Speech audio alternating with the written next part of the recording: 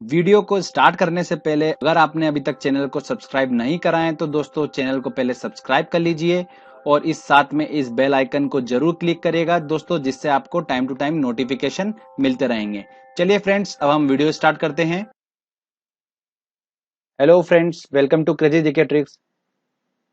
दोस्तों आज इस वीडियो में हम बात करेंगे, साइंस का टॉपिक है उत्सर्जन तंत्र। वेरी इंपॉर्टेंट टॉपिक है, काफी क्वेश्चंस बनते हैं इस टॉपिक से, क्योंकि इस टॉपिक में हम डिस्कस करेंगे किडनी, त्वचा मतलब स्किन, लंग्स, लीवर। ये मेन टॉपिक जो है दोस्तों, इनसे क्वेश्चंस बन के आते हैं और हम इन टॉपिक्स को आज इस वीडियो के माध्यम से सारा समझेंगे। मानव शरीर के तंत्र में ऑलरेडी हम पढ़ चुके हैं पाचन तंत्र को, सेकंड हम पढ़ रहे हैं उत्सर्जन तंत्र को। इसको इंग्लिश में बोला जाता है एक्सक्रीटरी सिस्टम।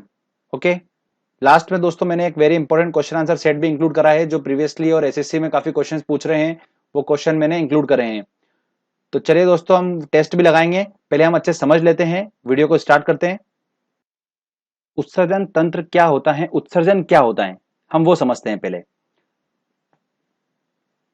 जीवों के शरीर से विषैले अपशिष्ट पदार्थों को निकालने की प्रोसेस को अपन क्या बोलते हैं, उत्सर्जन बोलते हैं। अब ये विषैले अपशिष्ट पदार्थ क्या होते हैं जिनको बॉडी से निकालने की प्रोसेस हम बात कर रहे हैं, तो विषैले अपशिष्ट पदार्थ होते हैं दोस्तों यूरिया, अमोनिया, यूरिक अम्ल। ये ऐसे अपशिष्ट पदार्थ हैं जो बॉडी को नुकसान पहुंचाते हैं। तो हमारी बॉडी में कुछ ऐसे अंग हैं जो यूरिया, अमोनिया, यूरिक अम्ल जैसे खतरनाक विषैले पदार्थों को शरीर से उत्सर्जित करते हैं। तो चलिए हम आगे बात करते हैं उत्सर्जी अंग के बारे में। तो उत्सर्जी अंग कौन कौन से हमारी बॉडी में है? किडनी, स्किन मतलब त्वचा, लंग्स फेफड़े, ठीक है, और लीवर। ये जो आपको मैंने बताए हैं ये है उत्सर्जी अंग। ये क्या करते हैं, हमारे शरीर से विषैले अपशिष्ट पदार्थों को उत्सर्जन करते हैं। दोस्तों ये वेरी इंपॉर्टेंट है और इनसे काफी क्वेश्चंस बनते हैं, तो आप एक एक करके ध्यान से समझिए, हर चीज को मैं अच्छे से समझाऊंगा। सबसे पहले हम बात करते हैं किडनी के बारे में। आपको जैसे डायग्राम दिख रहा होगा, किडनी आपको दिख रही है कि बॉडी में जो किडनी होती है वो कहां पर होती है, किस तरीके से इसकी लोकेशन होती है, आपको समझ में आ रहा है। किडनी जो होती है उसके दो पार्ट्स होते हैं। कैसे? जैसे देखिए, आपको ये दिख रहा है, किडनी दिख रही है। अब इसका जो बाहरी पार्ट होता है, बाहरी जो भाग होता है उसको हम बोलते हैं कॉर्टेक्स, और जो अंदर का भाग होता है इसको हम बोलते हैं मेडुला। ध्यान रखना दोस्तों, किडनी के जस्ट ऊपर ही एड्रिनल ग्रंथि होती है। कौन सी ग्रंथि होती है? एड्रिनल ग्रंथि होती है। और ये क्या करती हैं दोस्तों? रक्तचाप को कंट्रोल करती हैं। एड्रिनल ग्रंथि जस्ट इसके ऊपर ही होती है, ठीक है ना। आगे ध्यान से सुनिएगा, प्रत्येक किडनी 1,30,00,000 नलियों से मिलकर बनी होती है, जिसको हम क्या बोलते हैं? नेफ्रॉन बोलते हैं। क्या बोलते हैं? नेफ्रॉन कहते हैं। और ये नेफ्रॉन जो है, ध्यान रखिएगा दोस्तों, ये किडनी की वर्किंग यूनिट है। क्या है? नेफ्रॉन ही किडनी की वर्किंग यूनिट है। ये डायरेक्टली क्वेश्चंस पूछते हैं एसएससी वगैरह एग्जाम में। अब दोस्तों हम बात करते हैं कि किडनी के कार्य क्या क्या हैं, काम क्या होता है हमारी बॉडी में किडनी का। तो ध्यान से सुनिएगा, किडनी का काम क्या होता है कि रक्त के प्लाज्मा को, अब ये रक्त का प्लाज्मा क्या है, थोड़ा 2 मिनट रुकिए, एक्सप्लेन करता हूं। रक्त के प्लाज्मा को छान कर इसे शुद्ध करने का काम करती हैं। अब जो हमारे बॉडी में रक्त होता है उसके अंदर क्या होता है, विषैले अपशिष्ट पदार्थ मिले होते हैं, जैसे यूरिया और ये सब मिले होते हैं। तो इनको क्या करता है, किडनी क्या करता है, इस रक्त में से क्या कर देता है, इस यूरिया जो अपशिष्ट पदार्थ है इसको क्या कर देता है, छान देता है, फिल्टर कर देता है रक्त में से। ये फिल्ट्रेशन काम कौन करता है? ये किडनी करती है। फिल्टर कर देता है, फिर जो अपशिष्ट पदार्थ बचता है उस अपशिष्ट पदार्थ को, जैसे यूरिया ये हुआ, यूरिक अम्ल हुआ, इन सबको क्या करता है, पानी के साथ में वो यूरिन के फॉर्म में शरीर से बाहर कर देता है। कौन करता है? किडनी। समझ में आया आपको बात को? ये यूरिया जो होता है ये बॉडी को नुकसान पहुंचाता है, इसलिए किडनी का काम होता है कि इसको फिल्टर करके अलग करने का काम होता है बॉडी में। समझ में आ चुका है? अब ये प्लाज्मा क्या होता है? प्लाज्मा देखिए दोस्तों, रक्त जो होता है वो दो पार्ट से मिलकर बना होता है। एक होता है प्लाज्मा और एक होता है सेल्स मतलब कोशिका। तो जो प्लाज्मा होता है ये रक्त का होता है तरल फॉर्म। 55% रक्त में प्लाज्मा होता है और 45% क्या होता है, कोशिका होता है। तो इन सब दोनों से मिलकर रक्त बना होता है, तो हम प्लाज्मा की बात कर रहे हैं, ठीक है ना, तरल फॉर्म की बात कर रहे हैं। तो मैंने आपको ये प्लाज्मा का वर्ड क्लियर कर दिया। और दोस्तों, रक्त के शुद्धिकरण की प्रक्रिया को क्या बोलते हैं? हम डायलिसिस बोलते हैं। तो ये बहुत इंपॉर्टेंट पॉइंट है कि रक्त के शुद्धिकरण की प्रोसेस को क्या बोलते हैं? डायलिसिस कहा जाता है। चलिए आगे हम और बात करते हैं। अब यूरिन के बारे में थोड़ा इंफॉर्मेशन आपको देता हूं मैं। देखिए दोस्तों, सामान्य यूरिन में क्या होता है, 95% पानी होता है, 2.7% यूरिया होता है, 2% लवण होता है और 0.3% होता है यूरिक अम्ल। ये होता है सामान्य यूरिन में। वेरी इंपॉर्टेंट पॉइंट अब बताने वाला हूं आपको मैं। यूरिन का रंग जो होता है वो हल्का पीला उसमें उपस्थित यूरोक्रोम के कारण होता है। किसके कारण होता है? यूरोक्रोम के कारण होता है। ये नाम हमको याद नहीं रहता है, भूल जाते हैं, तो इसकी ट्रिक आपको बता देता हूं मैं। देखिए, पीछे का इसका वर्ड पकड़ो, क्रोम। और हमको पता है कि हम मोबाइल में ब्राउजर तो यूज करते हैं सभी। तो कौन सा ब्राउजर यूज करते हैं लैपटॉप और इसमें मोबाइल में? क्रोम यूज करते हैं, बिल्कुल करते हैं। तो वहां पर आपको येलोइश दिख रहा है वो, तो उससे आप थोड़ा सा आइडिया लगा सकते हैं कि यूरिन का रंग जो होगा हल्का पीला उसमें उपस्थित यूरोक्रोम के कारण होता है। तो क्रोम क्रोम मैच खाएगा तो हल्का सा येलोइश हम पकड़ सकते हैं उसको। ठीक है, इस तरीके से ये ट्रिक से आप याद कर लीजिए। अगला बात करते हैं कि मानव का जो यूरिन होता है उसका पीएच वैल्यू क्या है? 6 है उसकी पीएच वैल्यू। तो ये भी डायरेक्टली क्वेश्चन हो सकता है, पूछ ले, मैंने आपको बता दिया। अगला दोस्तों वेरी इंपॉर्टेंट पॉइंट है, किडनी में ही पथरी बनती है। कहां पर बनती है? किडनी में ही। और ये किडनी में जो पथरी बनती है, स्टोन बनता है, ये स्टोन होता क्या है? तो ये होता है कैल्शियम ऑक्जेलेट। क्या होता है दोस्तों? कैल्शियम ऑक्जेलेट जो होता है ना, इसी को हम क्या बोलते हैं? पथरी बोलते हैं। ओके, अब दूसरा उत्सर्जी अंग के बारे में बात करते हैं हम, जो कि कौन सा है? स्किन। स्किन जो है ये क्या करता है, देखिए ध्यान से सुनिए। स्वेट ग्लैंड जो होती हैं, मतलब स्वेट ग्रंथि जो होती हैं, वो क्या करती हैं? पसीने के रूप में अपशिष्ट पदार्थों को बाहर निकालती हैं और शरीर का तापमान नियंत्रित रखती हैं। ठीक है, मानव शरीर का सबसे बड़ा अंग की अगर बात करें तो वो कौन सा है? त्वचा ही है। कौन सा सबसे बड़ा अंग है मानव शरीर का? त्वचा। अगला दोस्तों हम बात करते हैं अब लंग्स, फेफड़े के बारे में। ये भी अगला उत्सर्जिक अंग में आता है, लंग्स। इसका काम क्या होता है? ध्यान से सुनिएगा। लंग्स का काम ये होता है कि मानव शरीर में कार्बन डाइऑक्साइड जो बन रही है, जो CO2 निर्मित हो रही है, उसका उत्सर्जन करता है कौन? लंग्स करते हैं, फेफड़े करते हैं। तो अब दिमाग में ये तो आ रहा है कि ठीक है, कार्बन डाइऑक्साइड का उत्सर्जन करने का काम फेफड़े का होता है, ठीक है, लंग्स का काम होता है। बट ये CO2 आ कैसे रही है बॉडी में, कैसे बन रही है, ये भी डाउट आते हैं दिमाग में। तो थोड़ा सा क्लियर कर देता हूं मैं आपको। देखिए, शरीर के ऊतक मतलब टिश्यू, शरीर के टिश्यू जो होते हैं वो क्या करते हैं? कार्बोहाइड्रेट वसा प्रोटीन का मेटाबॉलिज्म करते हैं। अब दो वर्ड हमारे दिमाग में डाउट आ गया कि ये तो टिश्यू ऊतक क्या होता है और मेटाबॉलिज्म क्या होता है।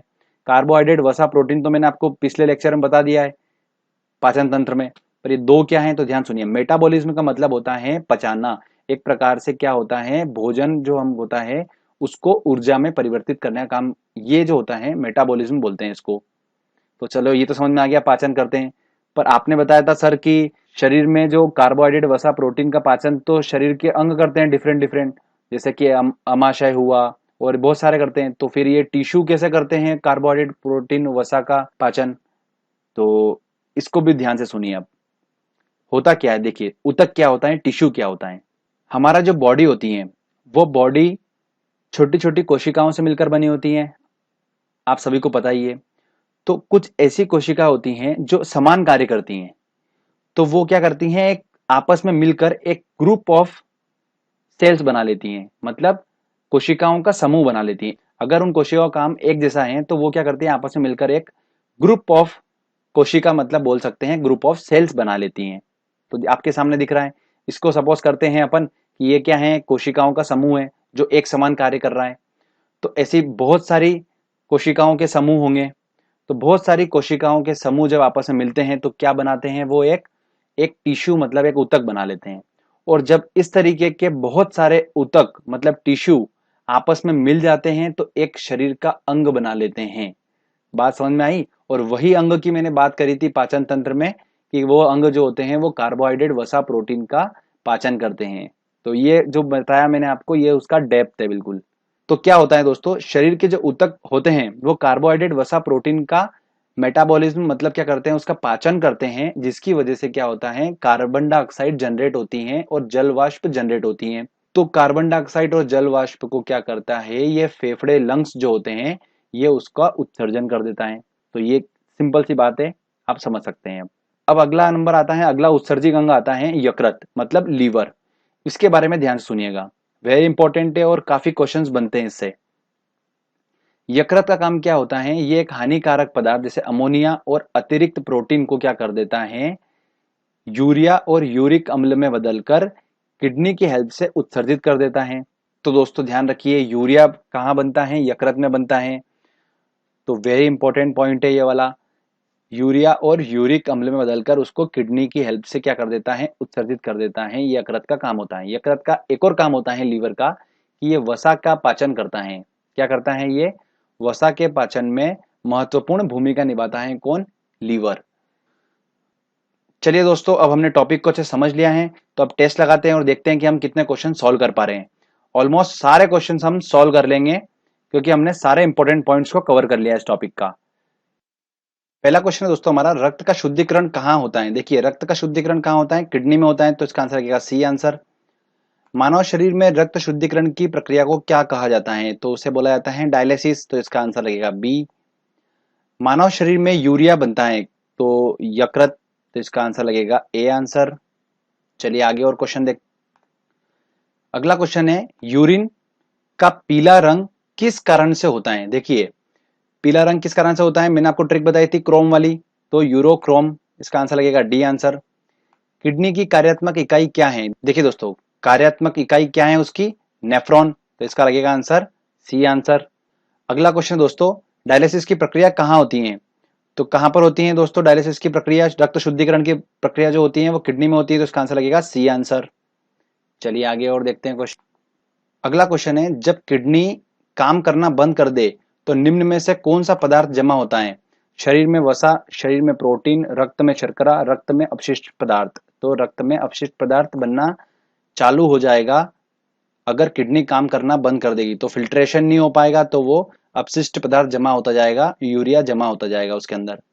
अगला क्वेश्चन है, निम्न में से किस एक की उत्पत्ति यकृत का कार्य है, तो उत्पत्ति है यूरिया की, तो इसका आंसर लगेगा बी आंसर।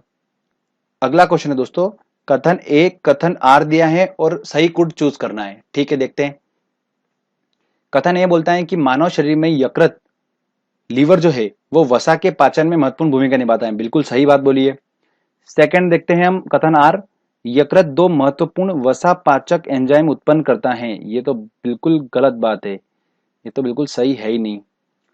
तो देखते हैं, अब आंसर देखते हैं। ए और आर दोनों सही हैं, ये तो गलत है, ए बी तो हो ही नहीं सकते। ए सही है परंतु आर सही नहीं है, तो इसका आंसर लगेगा सी आंसर। ठीक है दोस्तों, चलिए अगला क्वेश्चन देखते हैं।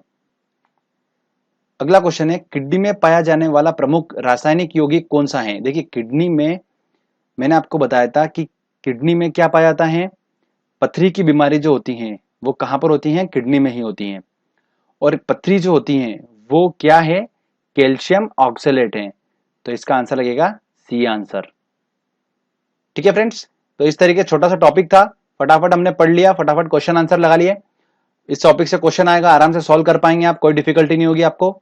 तो फ्रेंड्स, आपको अगर ये वीडियो अच्छा लगा है तो प्लीज इस वीडियो को लाइक करिए, दोस्तों के साथ शेयर करिए और कमेंट करके बताइए आपको वीडियो कैसा लगा। अगर आपने अभी तक चैनल को सब्सक्राइब नहीं करा है तो दोस्तों चैनल को सब्सक्राइब कर लीजिए, क्योंकि इस तरीके के अच्छे अच्छे वीडियो मैं आपके लिए लेकर आता रहूंगा। मिलते हैं दोस्तों अगले लेक्चर में, तब तक के लिए जय हिंद, जय भारत।